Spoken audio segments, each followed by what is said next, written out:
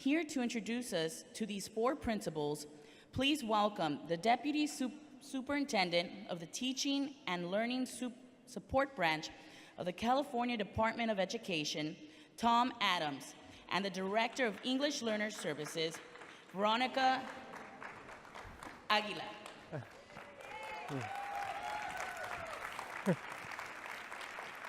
Buenos dias, everyone.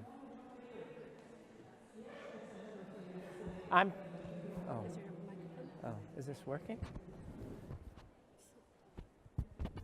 Hello? Is that working? No? Okay. I'll do it the old-fashioned way. Buenos dias.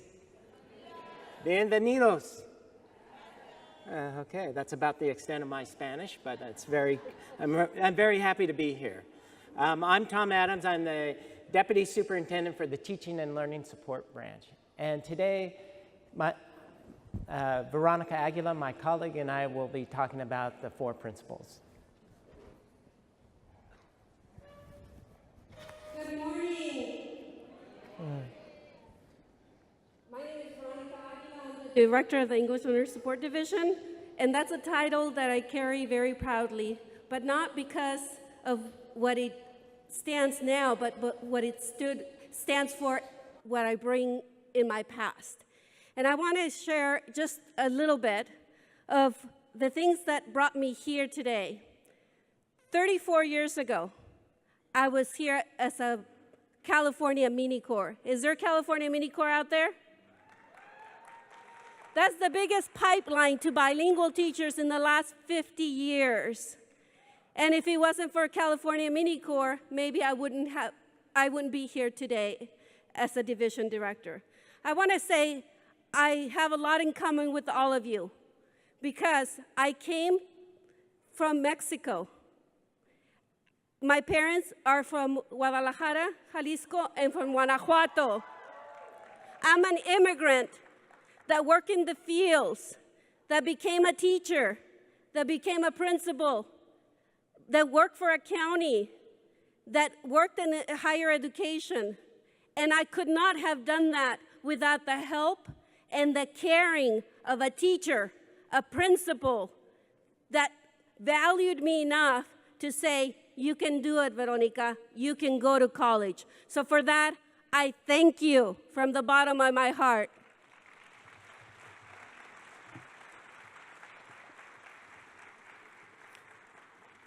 As you can see, diversity is the strength of California.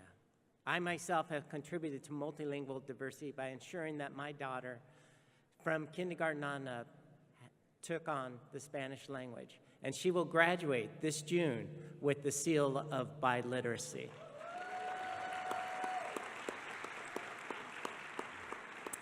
So it was a great day last July when the State Board approved the EL roadmap.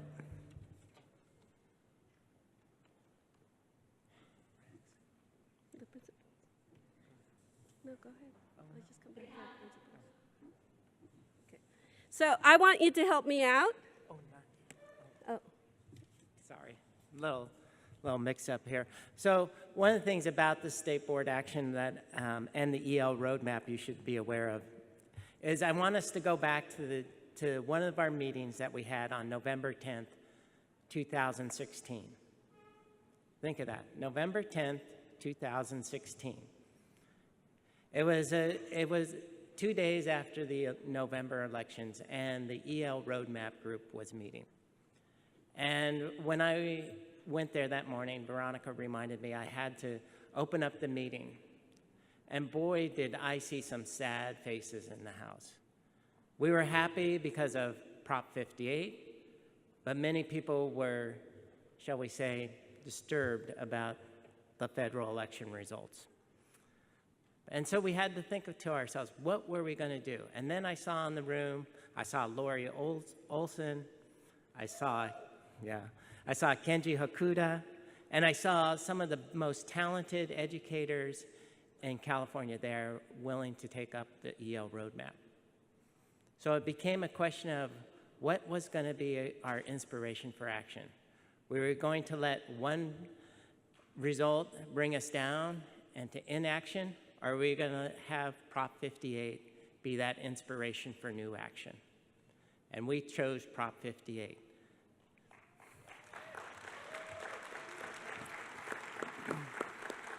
And we knew that meant more than just California was going to be affected by this, that we had to make the EL roadmap and a great example, a positive example for the rest of the country, because we were going to be the light of hope for everyone. And so I like to think of that, this EL roadmap was forged in the fires of discontent in order to create hope, to bring charity towards others, and create faith in our future. And that's why I consider the EL roadmap one of California's greatest accomplishments.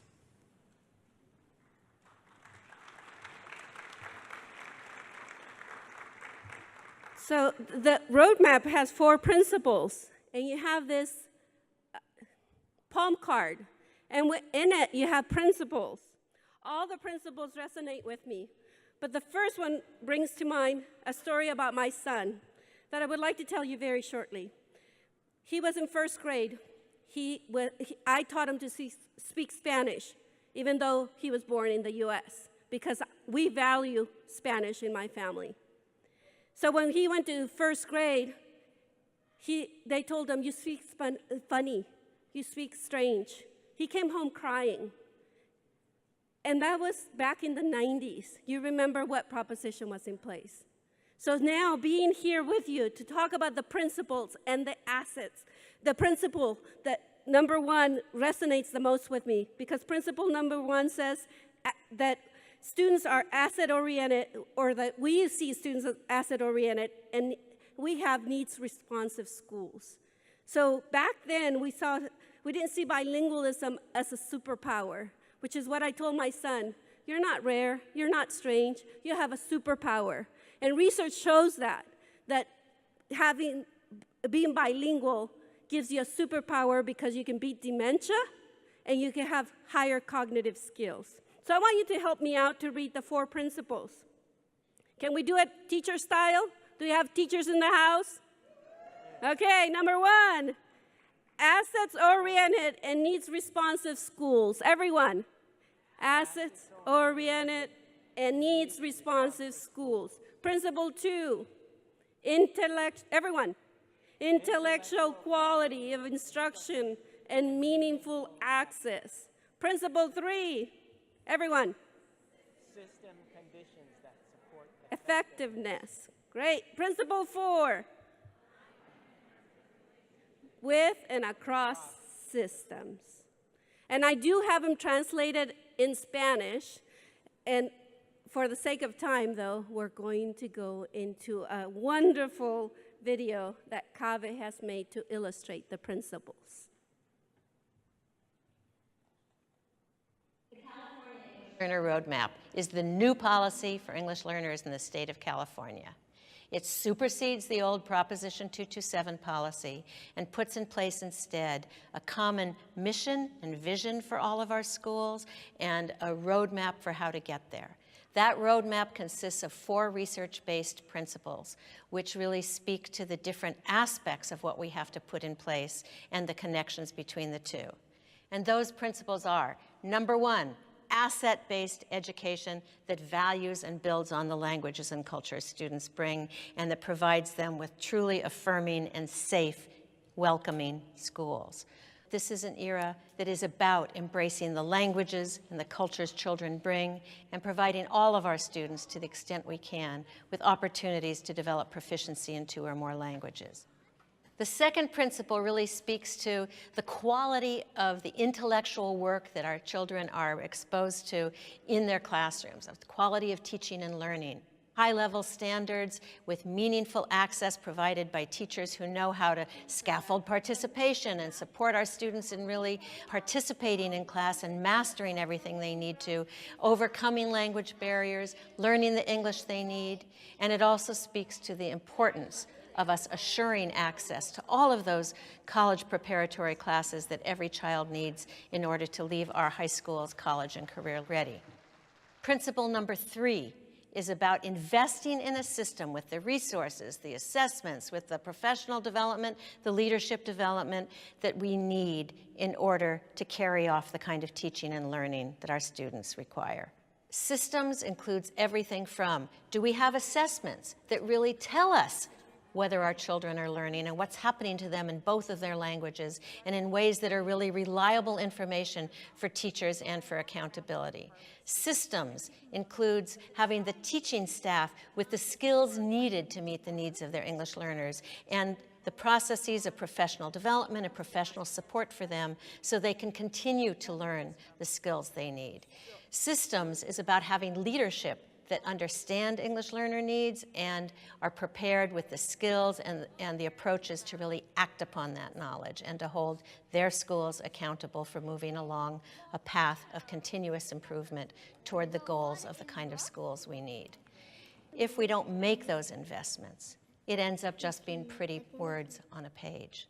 And that's where it really falls to everybody at the local level to see to it that this roadmap guides our financial planning, our local control accountability planning, and our own school site planning.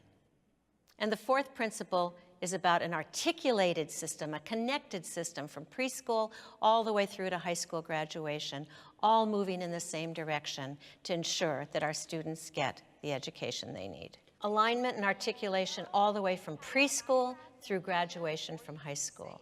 Coherence across the system, so what happens in one school is connected to what happens in another school, and so as children move from grade to grade to grade, they're receiving a pathway of education that is connected, aligned, and coordinated. What we know now is that early education is a crucial part of our system, that we have to start early when those brains are just wired for language and cognitive development, those crucial years that build a foundation for later success.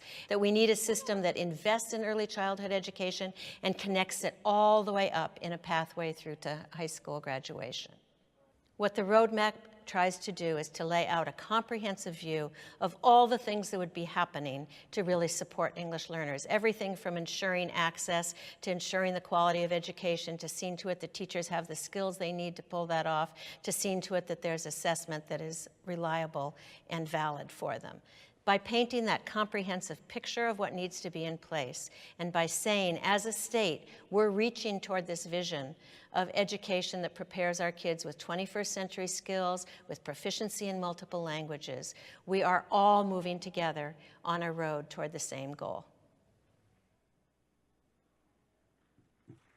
So,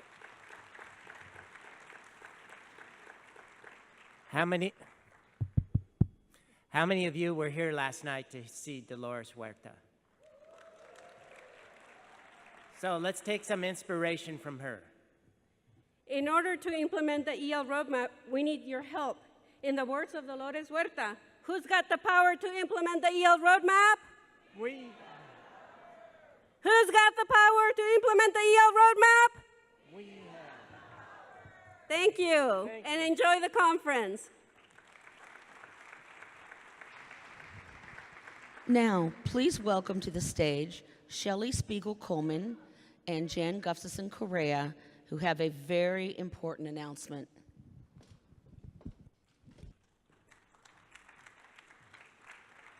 Good morning.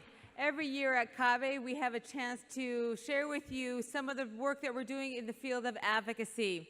And I'm here today with our great partner, Shelley Spiegel-Coleman from Californians Together, to talk with you about an important bill that's going through the Assembly. Shelley? Good morning, everybody. Good morning. Okay. Wake up. Okay.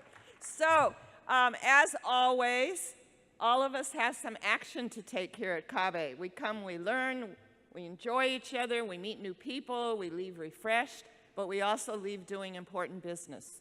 And so in your bags, not this minute, but while the next few things are happening, in your bags, you're going to see an action alert and a letter. And we want you to sign that letter before you leave. And when you leave at the exit, there'll be boxes for you to put the letter in that we will take to the legislature. You know, we passed Proposition 58.